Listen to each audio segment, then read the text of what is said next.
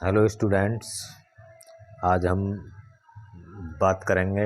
देखिए, वो potential energy और वो पोटेंशियल का टॉपिक वो समाप्त हो चुका है और आज हम बात करेंगे डाइलेक्ट्रिक्स एंड पोलराइजेशन। अगले अगले पार्ट में हम एंटर करने जा रहे हैं, तो आप वीडियो को ध्यान से सुनें और पूरा देखें, तभी समझ में आएगा। और अगर आप नए हैं चैनल पे और तो सब्सक्राइब करें, लाइक करें। अगर कोई बात समझ में नहीं आती है तो कमेंट करें और शेयर भी करें, ठीक है, जिससे दूसरों का भी फ़ायदा हो। तो एक बार में समझ में नहीं आता है तो दूसरी बार देखें तो समझ में आ जाएगा, कोई दिक्कत नहीं है। बहुत बहुत सिंपल लैंग्वेज में आपको बताया जा रहा है। तो देखिए, आज हम डाइलेक्ट्रिक्स एंड पोलराइजेशन की बात करेंगे। क्या होते हैं डाइलेक्ट्रिक और उनका पोलराइजेशन क्या होता है। तो देखिए, डाइलेक्ट्रिक्स क्या है, आपने कंडक्टर और नॉन कंडक्टर पढ़े होंगे। तो कंडक्टर्स वे होते हैं जो जो इलेक्ट्रिसिटी को पास होने देते हैं, और नॉन कंडक्टर्स वे होते हैं जो इलेक्ट्रिसिटी को पास नहीं होने देते हैं। तो इंसुलेटर्स भी कहते हैं उनको।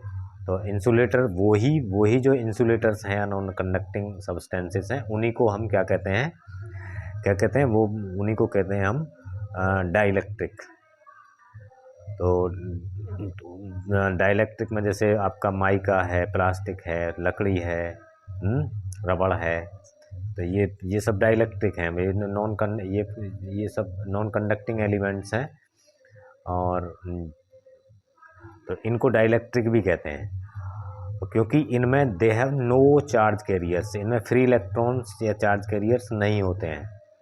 बट अगर इनके अप्लाइंग इलेक्ट्रिक फील्ड, इन पर इलेक्ट्रिक फील्ड अप्लाई किया जाए तो they produce charges on their surfaces. तो इनके सरफेस पर चार्ज पैदा हो जाता है, ठीक है, इनके सरफेस पर चार्ज पैदा हो जाता है।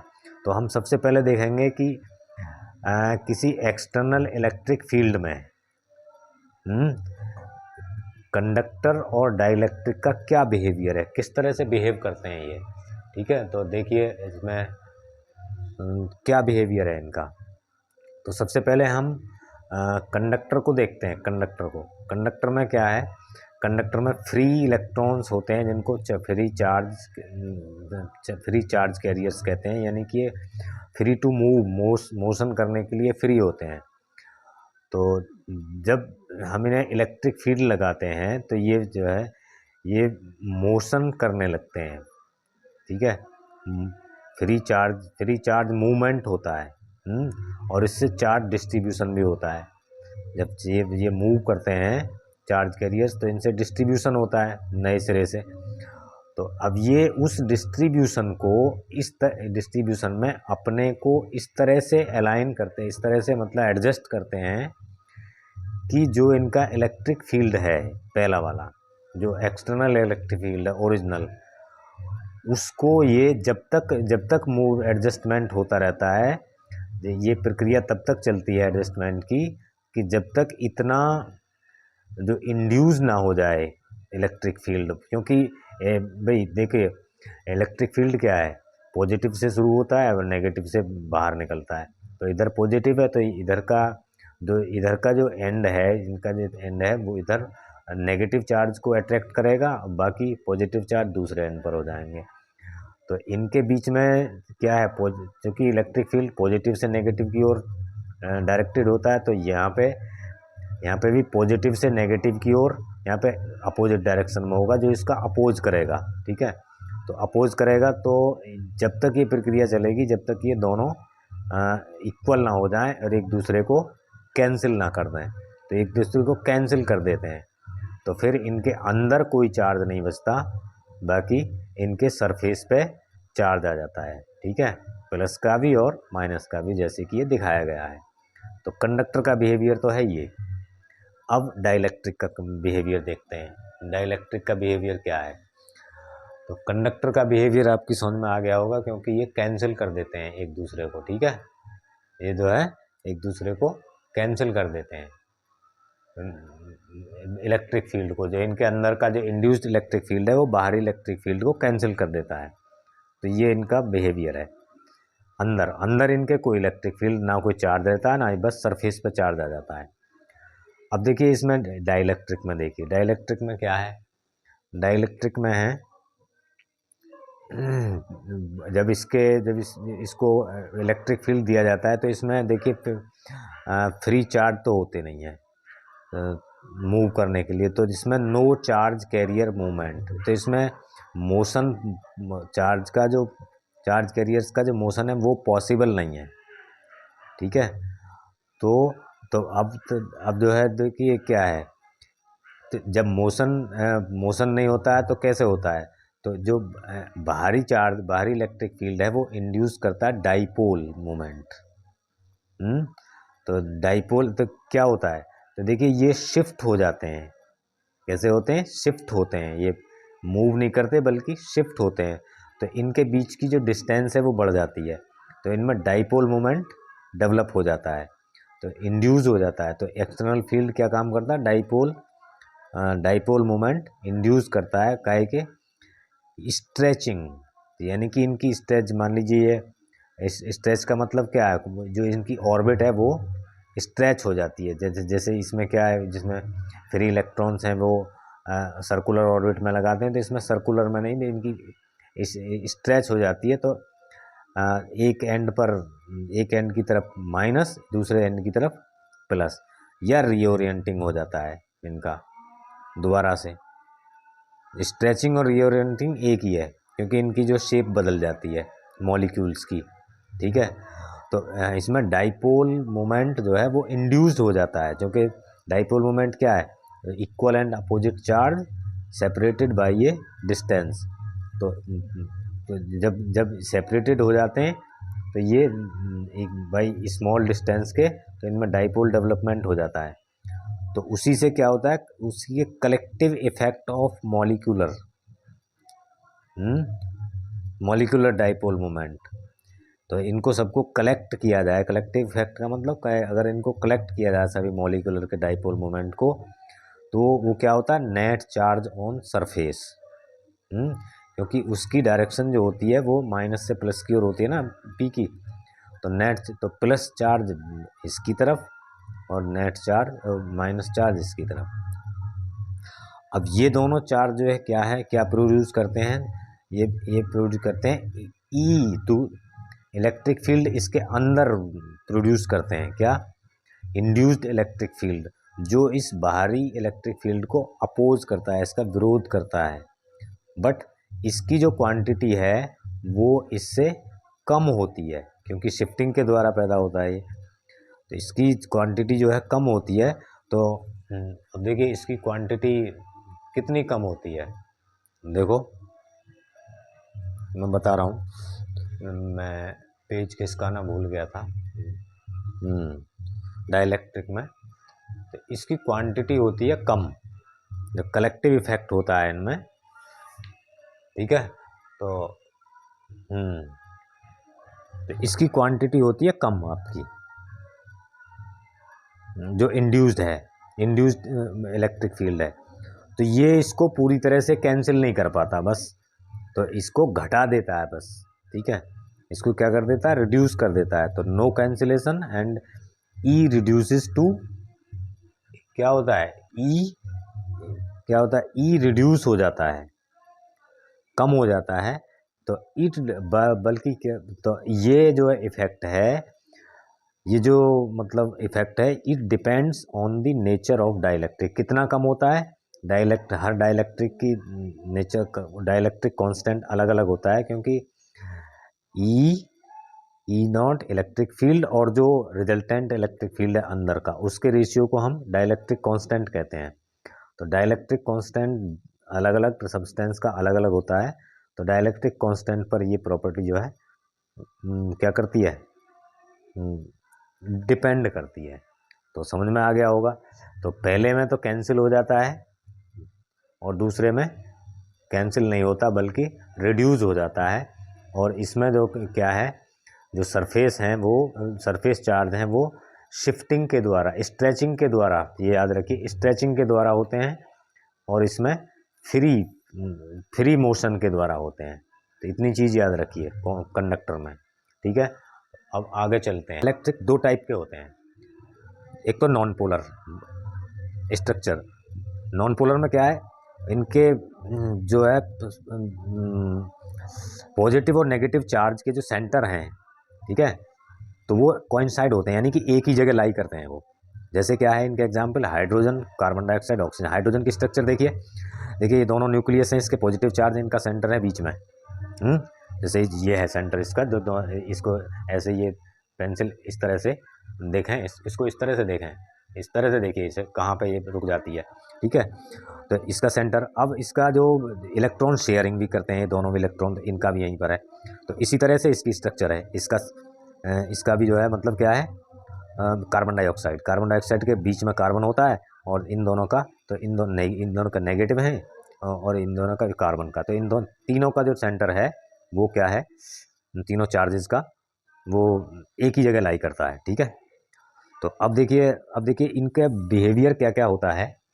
बिहेवियर जो होता है इनका, जब इलेक्ट्रिक फील्ड इन पर लगाते हैं तो नॉन पोलर किस तरह से बिहेव करते हैं।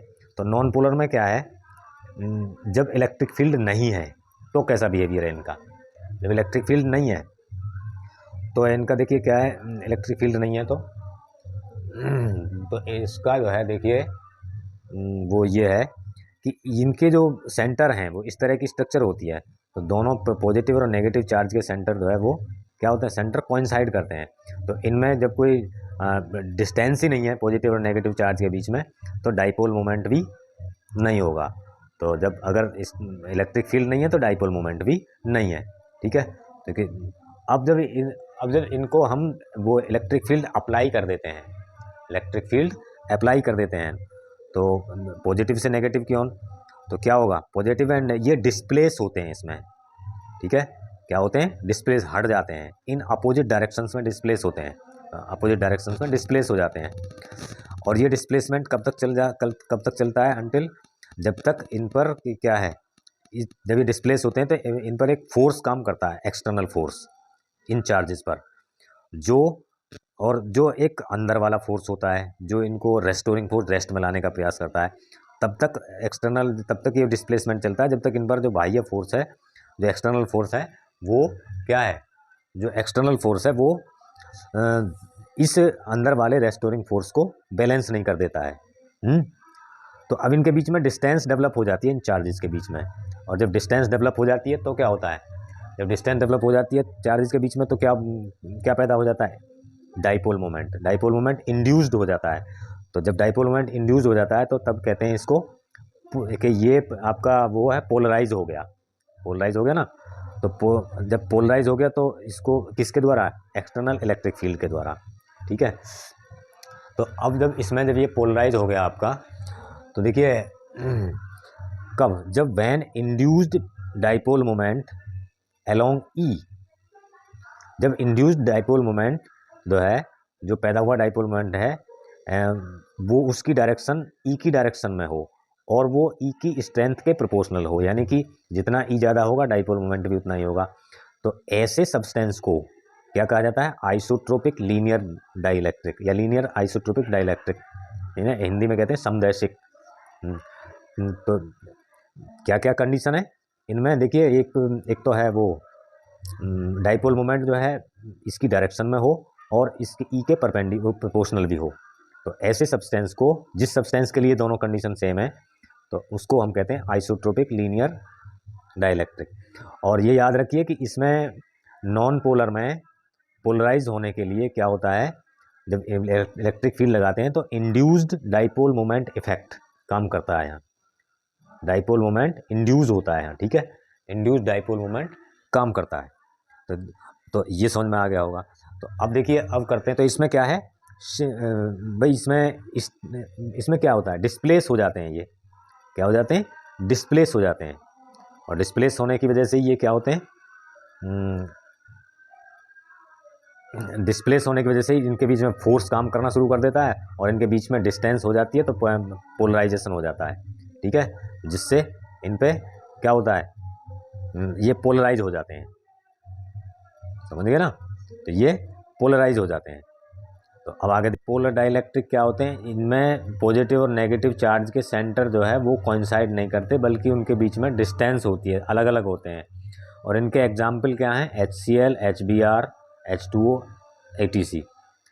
तो अब HCl को ही देखिए, HCl का ये HCl क्लोराइड, इसमें क्लोरीन जो है वो नेगेटिव है और H पॉजिटिव है, तो ये बड़ा है, क्योंकि ये बड़ा है, बराबर नहीं है, तो बराबर नहीं है तो ये क्या है, अब इसका इनका जो डिस्टेंस है वो, इनका सेंटर जो है ठीक बीच में नहीं होगा, एक ही जगह नहीं होगा, इनके अलग अलग से, ठीक है। इसका नेगेटिव का अलग होगा, पॉजिटिव का अलग होगा, तो इसकी जो डायरेक्शन होगी वो यहाँ इस तरह से होगी। अब इसमें H2O में देखिए O बड़ा है और दोनों इसकी स्ट्रक्चर ये है, तो इनका जो डायरेक्टेड है वो नीचे को होगा, ठीक है।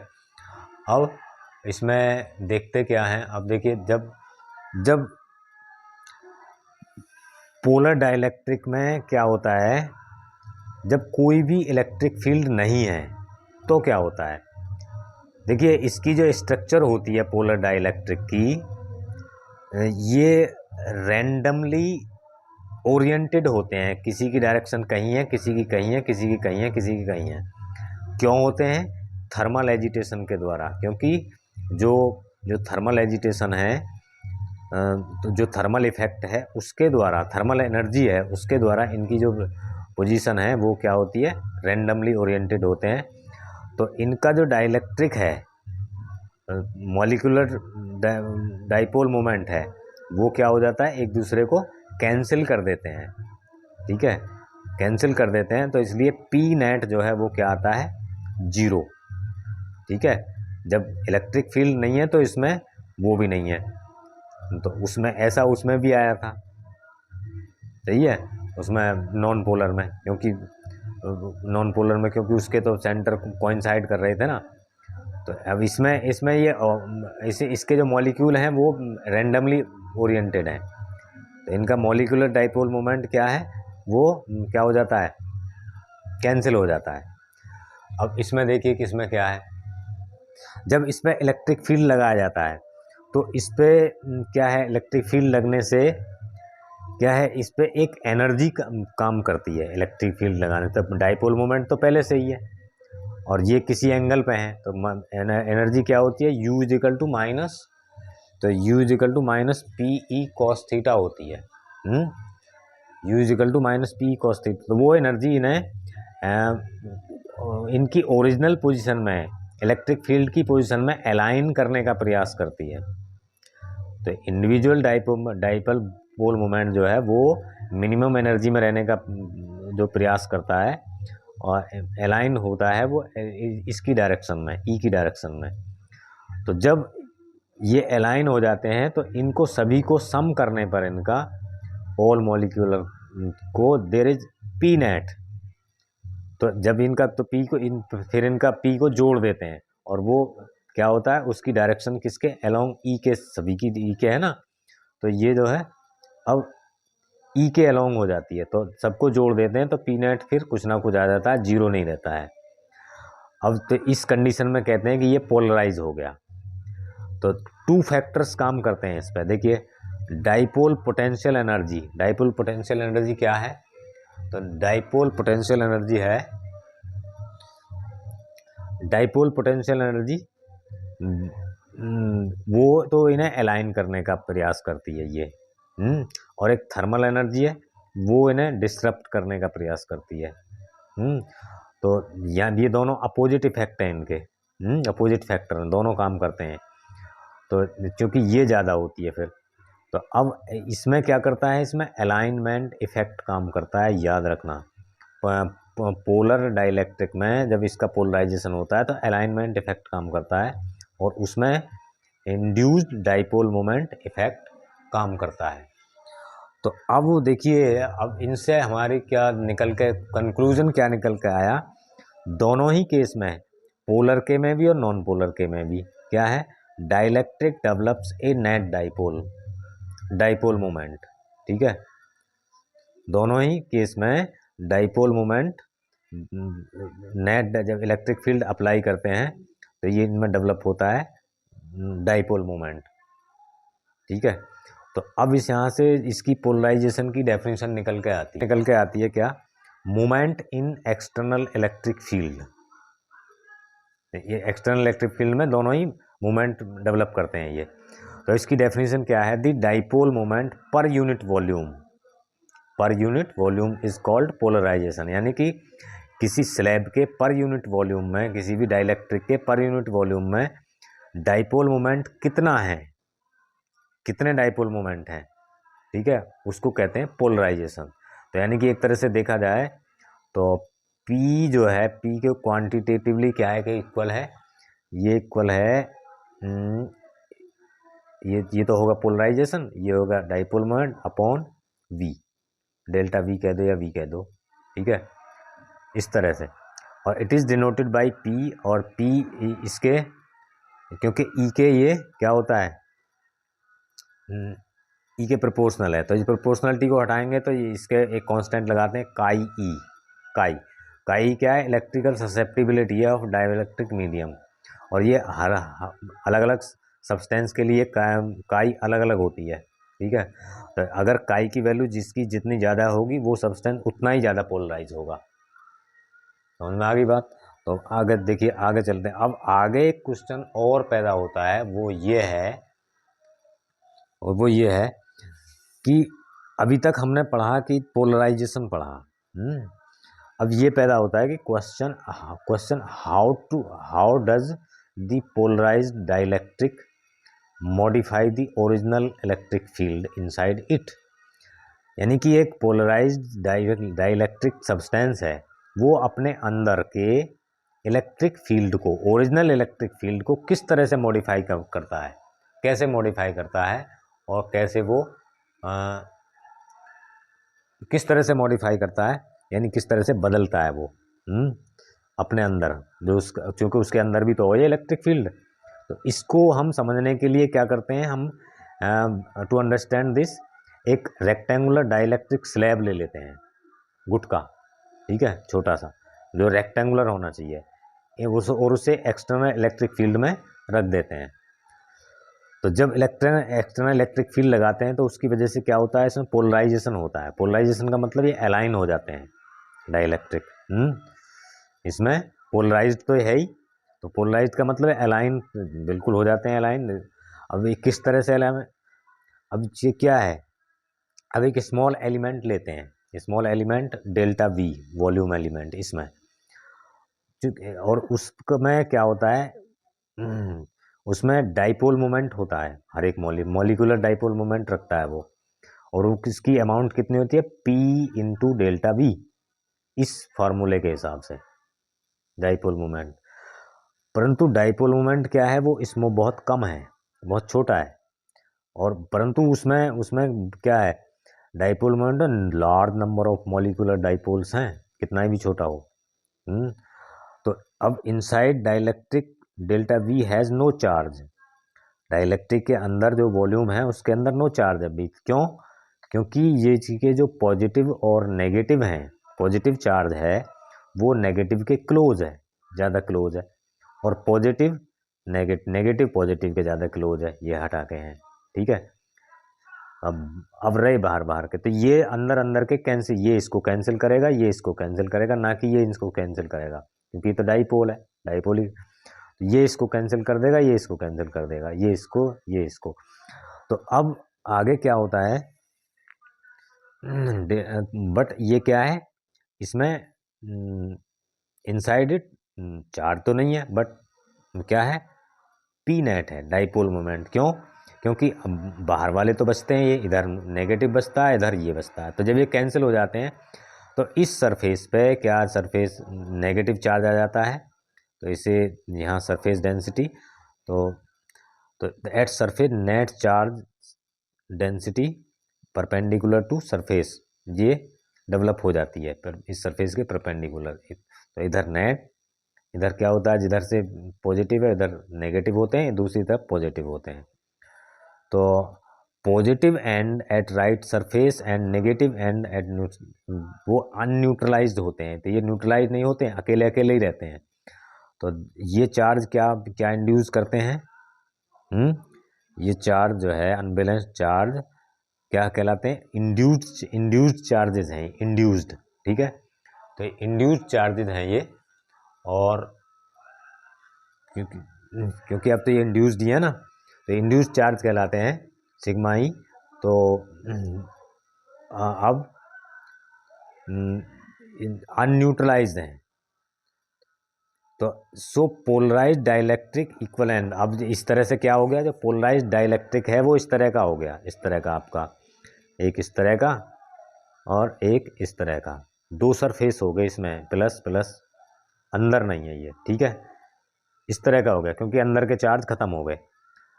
Equivalent to two charge surfaces with induced surface charge density Ga, ठीक है, ये समझ में आया, ये इस तरह का चार्ज हो गया। तो the field by these charges, अब जो ये चार्ज हैं इनके अंदर जो फील्ड की डायरेक्शन है वो इधर को होगी, ठीक है, इधर को, समझ में आई। तो ये जो फील्ड है ये बाहर वाले फील्ड को अपोज करेगा, क्या करेगा ये, अपोज करेगा।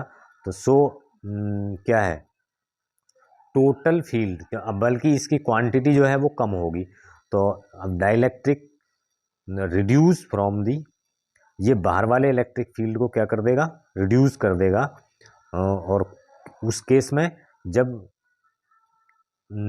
कोई डाइलेक्ट्रिक नहीं है, अगर कोई डाइलेक्ट्रिक नहीं है तो कुछ भी नहीं होगा, फिर तो यही रहेगा, डाइलेक्ट्रिक है ही नहीं। अगर डाइलेक्ट्रिक है तो फिर ये रिड्यूस कर देगा।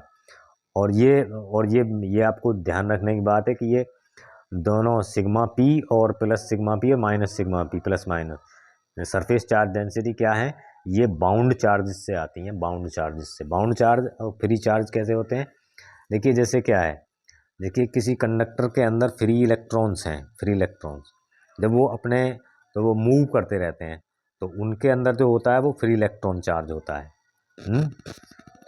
उनके द्वारा जो है। अब अगर मान लीजिए कोई इलेक्ट्रॉन किसी को छोड़ कर चला गया, अपने पेरेंट एटम को, अब पेरेंट एटम को छोड़ कर चला गया तो क्या होगा, पेरेंट एटम को छोड़ कर चला गया तो होगा वो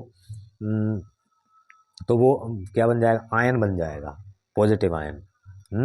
तो पॉजिटिव आयन क्या है, वो अपने उस सब्सटेंस के लिमिट में ही रह सकते हैं, उसको कहते हैं क्रिस्टल, उसके क्रिस्टल में ही रह सकते हैं, उसको क्रिस्टल को छोड़ कर नहीं जा सकते हैं, तो एक तरह से वो बाउंड हो जाते हैं। तो पॉजिटिव आयन से जो चार्ज होता है वो तो होता है बाउंड चार्ज, और फ्री इलेक्ट्रॉन से जो चार्ज होता है वो होता है फ्री चार्ज। तो मैं समझता हूँ थोड़ी ये वीडियो लंबी हो गई है और इसको दोबारा देख लीजिए, और फिर भी अगर इसमें कुछ कमी रह गई है आपको तो दोबारा बता देंगे अगले, तो आप कमेंट कर दीजिए। और वैसे इम्पोर्टेंट बहुत है, इसमें से सवाल भी आता है और कंपटीशन एग्ज़ाम में भी इसमें से पूछा जाता है, बोर्ड में तो पूछा ही पूछा जाता है, बाकी कम्पिटिटिव एग्ज़ाम में भी पूछा जाता है। तो देखिए आप इसे अच्छी तरह से तैयार करें और कमेंट करें, अगर दोबारा बताने की ज़रूरत है तो दोबारा भी बता देंगे, ठीक है। तो प्लीज़ वीडियो को सब्सक्राइब करें, लाइक करें, चैनल को थोड़ा आगे बढ़ाएं, और आपकी बड़ी मेहरबानी होगी। देखिए हम मेहनत कर रहे हैं तो आपके लिए थोड़ा सा, आपका तो कुछ खर्चा भी नहीं होगा, तो बस, तो थैंक यू।